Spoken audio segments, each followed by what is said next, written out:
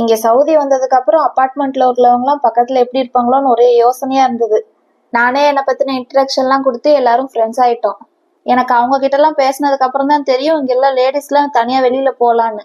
இது தெரியாம இவ்வளவு நாள் வேஸ்ட் பண்ணிட்டேனேன்னு நினைச்சேன். சரின்னு 2 பேரும் பிளான் பண்ணிட்டு வீட்டுக்கு பக்கத்துல இருக்க பார்க்குக்கு வந்ததுதான். வீட்லயே அடைஞ்சு கிடந்த இந்த பையனுக்கு மரம் செடி கொடி எல்லாம் பார்த்தது ஒரே குஷி தான். தான் பார்க்கணுமாடி, சிரிப்பா பாத்தியா? வேடிக்கை பார்க்கணுமா? மரம் பிடிச்ச மரம் தெரியுதா? அப்புறம் வீட்டுக்கு வந்ததும் 2 பேரும் திங்ஸ் எல்லாம் எடுத்து வைக்க ஆரம்பிச்சோம்.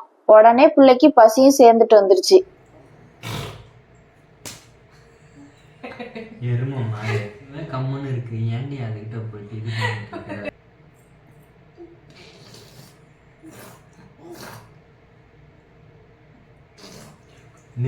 சாப்பாடை பார்த்ததும் எங்க 2 பேர்த்துக்கும் பசி வந்துருச்சு. அப்படியே வேலையெல்லாம் போட்டுட்டு நாங்களும் சாப்பிட கிளம்பிட்டோம்.